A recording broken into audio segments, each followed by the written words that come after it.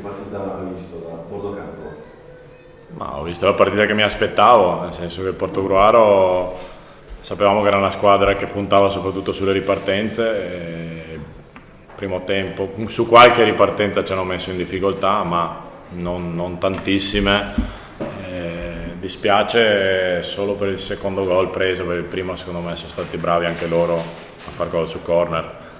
Il secondo è sicuramente evitabile, quindi è la cosa che mi dispiace di più. E poi per il resto abbiamo giocato a calcio, è quello che avevo chiesto prima della partita, cioè di giocare a calcio, e probabilmente anche il gol iniziale ci ha un po' liberati, ci ha un po' sbloccati, e poi nel secondo tempo credo che abbiamo strameritato la vittoria, insomma poteva essere anche un po' più larga, però sono contento perché per i ragazzi, sono contento per il gruppo, sono contento per tutti, per il presidente, perché c'è veramente tanta voglia di far bene, però non è semplice vincere le partite. Oggi è stata la riprova, il Portogruaro ha messo in campo corsa, ha messo in campo fisicità, ha messo in campo lotta, ed è quello che ci troveremo un po' tutte le partite. Poi siamo stati bravi, diciamo, a pareggiare il loro agonismo, e poi la qualità la sappiamo che ce l'abbiamo, abbiamo dei giocatori che possono risolvere le partite, e quindi dobbiamo cercare la strada imboccata è quella giusta, bisogna continuare, perché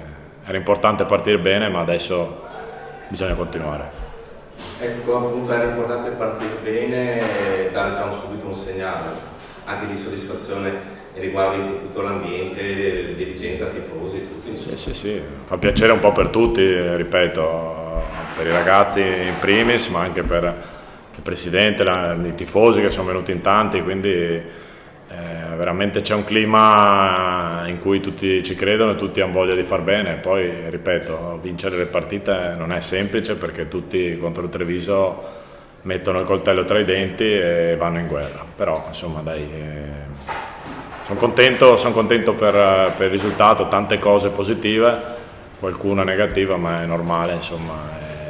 Ripeto, siamo una squadra completamente nuova, e quindi c'è bisogno di tempo per trovare meccanismi, per trovare fiducia, per trovare un po' di cose, insomma. Però il risultato aiuta sempre ad aumentare l'autostima e la convinzione in quello che proponiamo. Francesco davanti ha dimostrato, insomma, di stare bene in campo.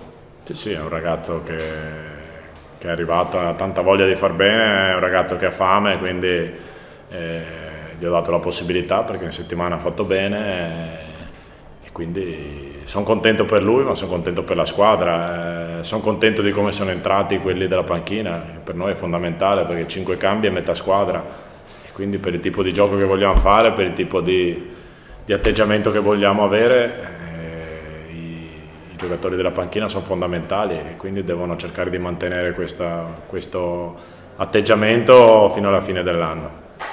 È entrato Petrovic, insomma, gli ha dato qualche minuto, era importante che anche lui cominciasse a entrare in partita, diciamo, no? Sì, lui ha bisogno di giocare, ha bisogno di mettere dentro minuti, di prendere fiducia, di non sentire più niente dietro, e mi sembra che, insomma, abbia fatto il suo e che abbia preso questa consapevolezza, e quindi dopo un po' alla volta, insomma, ripeto, abbiamo tante possibilità, tanti giocatori.